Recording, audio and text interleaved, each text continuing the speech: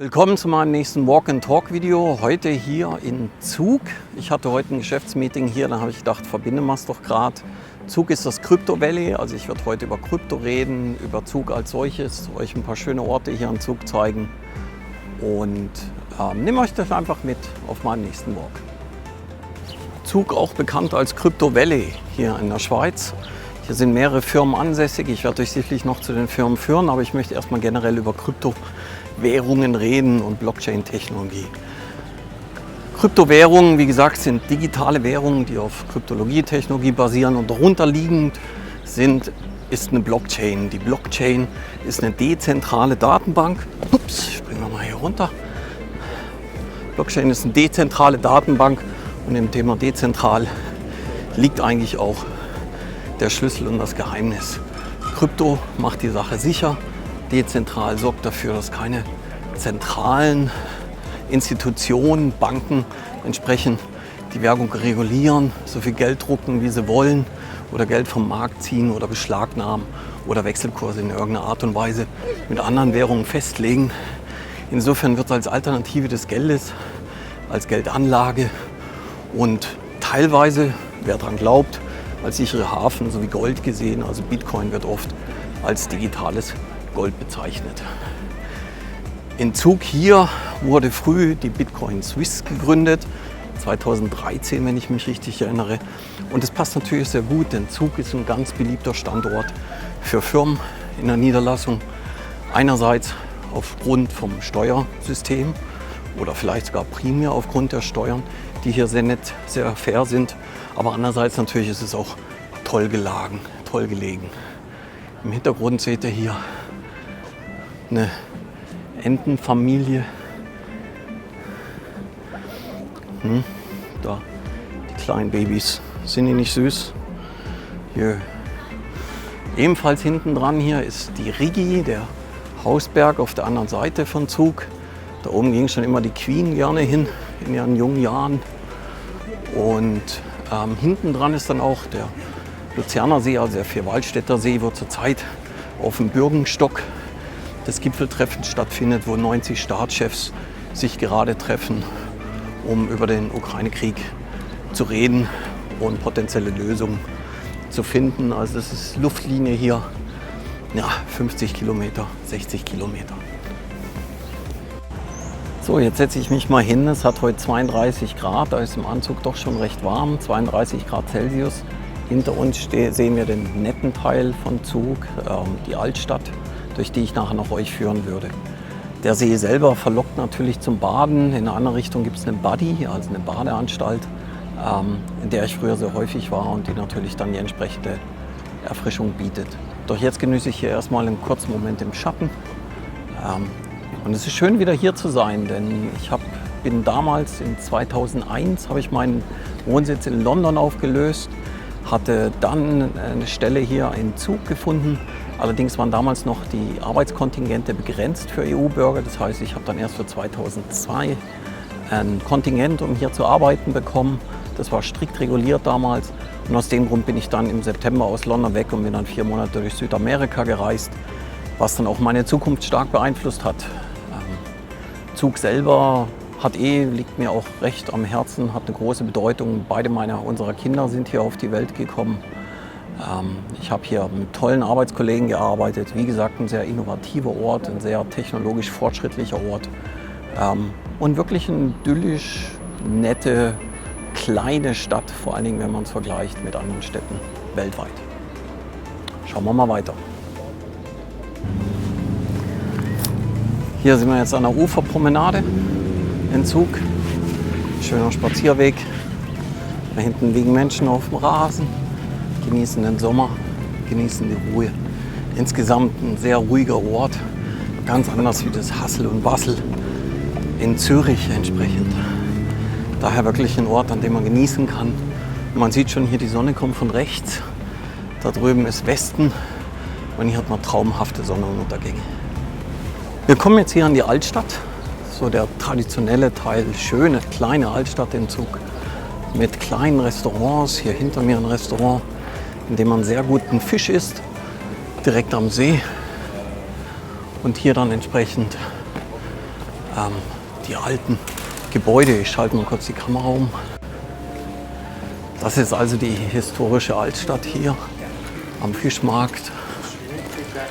Ich hatte schon mal erwähnt in einem anderen Video, man kann aus jedem Brunnen in der Schweiz trinken. Trinkwasser. Das ist der berühmte Südturm hier in Zug. Ein Wahrzeichen von Zug. Heute ist ein ganz normaler Arbeitstag. Wie gesagt, ich hatte gerade ein Meeting. Ich bin jetzt eigentlich hier mitten in der Stadt. Man sieht so gut wie keine Menschenseele unter der Woche. Es ist jetzt nicht ein stiller Sonntag oder irgendwas, sondern es ist wirklich idyllisch, ruhig.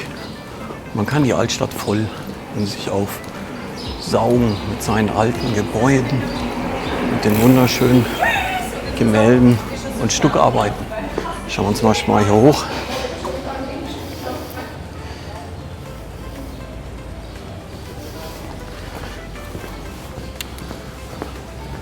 So richtig Schweiz halt. Überall kleine Gässchen, die immer wieder zum See runterführen.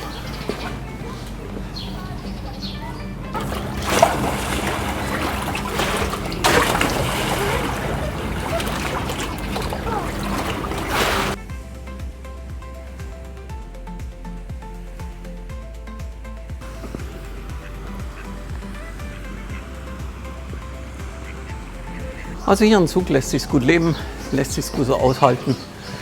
Ich habe hier mit meiner Familie 4 Jahre meines Lebens verbracht. Es waren wunderbare Jahre. Doch reden wir über Business. Wenn wir über Business reden, möchte ich euch mitnehmen zu ein paar Locations, die weltweit interessant sein dürften. Crypto Valley, also vor 10 Jahren, hat hier mehr als 10 Jahre, 2013 rum, hat hier alles angefangen. Und hier in dieser kleinen Gasse, das ist die Zeughausgasse, wenn man die Ethereum Foundation googelt, dann findet man die in ihren Hauptsitz in der Zeughausgasse 7.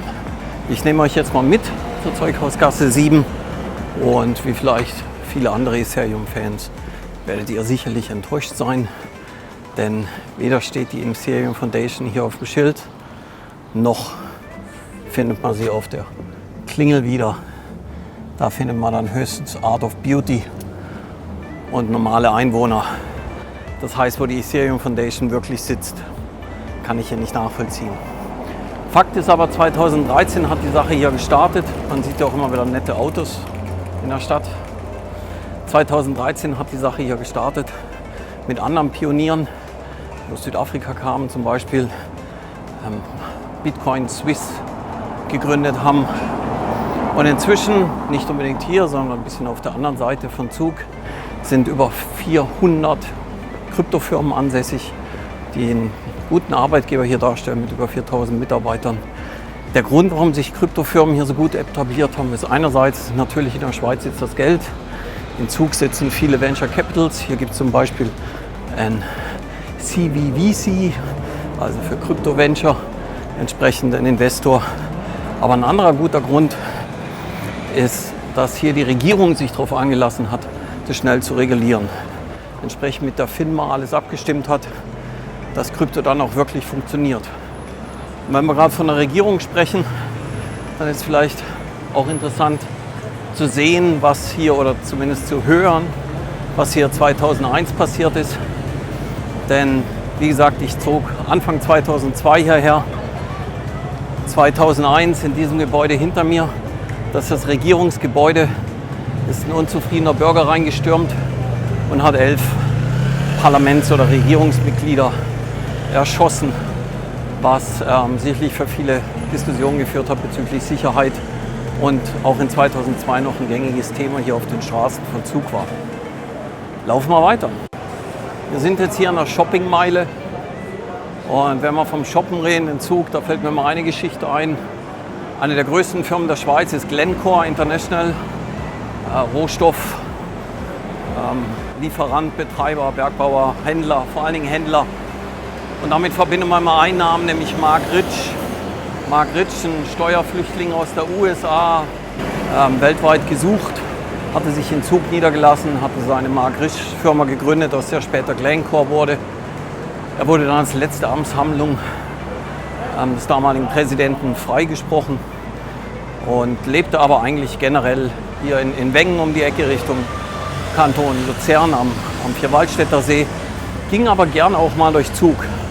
Und zu der Zeit, als ich hier lebte, sah man, wie Mark Risch mit seiner Entourage, das hieß, umgeben von irgendwie 5, 6, 7 hübschen Frauen und ein paar Bodybuildern, eben genau hier durch diese Straßen lief und dann entsprechend spendabel mit den Damen einkaufen ging. Die Anzahl der Schuhgeschäfte hier ist riesig.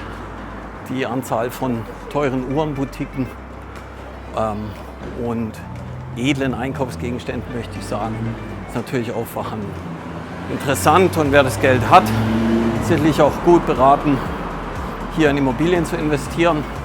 Die steigen kontinuierlich, aber unter einem 7-stelligen Betrag läuft hier in dem Kanton erstmal überhaupt nichts. Wer einen kulinarischen Event erleben will, beziehungsweise auch ein Mitbringsel, ein Souvenir mitnehmen will, der kommt um die Zürcher Kirschtorte nicht herum. In dieser leckeren Sahnetorte findet man zwar keine einzige Kirsche, aber in aller Regel eine ganze Flasche Kirschwasser. Das heißt, man spürt's, man schmeckt's, man sollte es nicht mit anderen Alkohol mischen. Wir Schweizer lieben unser Zugsystem. Dementsprechend ist natürlich auch Zug gut mit dem Zug erreichbar. Außer bei einem Umzug empfehle ich dann doch lieber einen LKW für den Transport der Güter. Jetzt sind wir hier mitten im Crypto Valley. Eine Vielzahl von Firmen, Investoren. Hier sieht man die Cardano Foundation zum Beispiel. Ansonsten Power Ledger. Ansonsten war die Region hier primär beherrscht von internationalen Firmen. British American Tobacco International, Siemens Building Technologies und andere. Jedoch machen sich eben hier die innovativen Firmen mehr und mehr breit.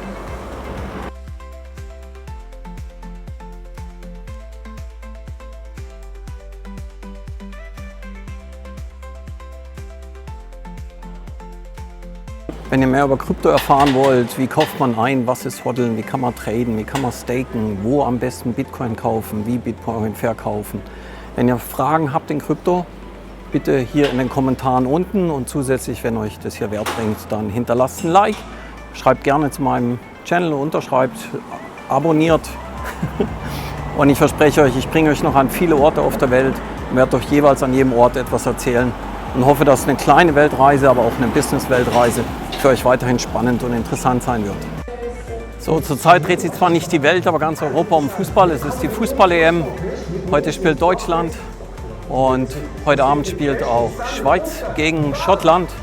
Und Public Viewing Einrichtung, wo man sich trifft, wo man gemeinsam schaut und gemeinsam ein Bierchen trinkt, ist auch hier in der Schweiz eine gängige und nette und soziale Möglichkeit, mit anderen seiner Leidenschaft zu frönen. 32 Grad, es ist warm, Zeit zum Sitzen, reflektieren, sich ein kaltes Getränk gönnen. Und dann kann ich gerade überleiten, mit euch über Firmen zu reden, denn nicht jeder ist an Krypto interessiert.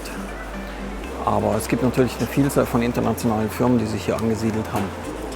Ich habe schon im Vorfeld erwähnt, Siemens Building Technologies, British American Tobacco, vor allem Glencore International sind natürlich hier im Zug. Die Cofra Holding kennt vielleicht nicht unter den Namen, aber dazu denen gehört C&A zum Beispiel. Die ganze CRISPR Therapeutics, also eine der ersten Anwendungen von CRISPR, was essentiell wichtig ist zum Verständnis, zur Krebsbekämpfung, für viele Methoden. Und schließlich auch Holcim, also Holcim Group, früher Lafarge Holcim, ist auch hier im Zug ansässig. Also durchaus auch interessant für internationale Firmen. Früher hat ein Briefkasten gereicht. Heute bedarf es mehr als ein Briefkasten, es muss eine Mindestmitarbeiterzahl gegeben sein. Und dann hat man die Vorzüge, die es hier im Zug entsprechend gibt. Ansonsten kann ich mich nur noch bedanken, dass Sie mich auf der Reise durchs Crypto Valley und durch Zug begleitet haben. Für mich nostalgisch, ich habe euch vieles nicht gezeigt. Ich habe natürlich hier geschaut, wo ich früher gewohnt habe. Hier ist eine Ausbildungsstätte, wo ich zum eidgenössisch diplomierten Verkaufsleiter ausgebildet wurde, in der Schweiz eine recht hoch anerkannte Ausbildung, also viel Marketing und Verkaufsleitung, wirklich strategisch auch und prozessual. Also dieser Ort hat mir viel gegeben und insofern ist es immer wieder schön zurückzukommen und vielleicht kommt doch der eine oder andere her. Wie gesagt, wenn es euch was gebracht hat, gebt ein Like. Alle Links mache ich in den Kommentaren unten. Hier gibt es auch Touren. Ich verlinke euch mit dem Tourveranstalter durchs Crypto Valley. Und wenn ihr abonniert, dann seht ihr auch noch die nächsten Orte, wo ich euch mitnehme. Also, tschüss.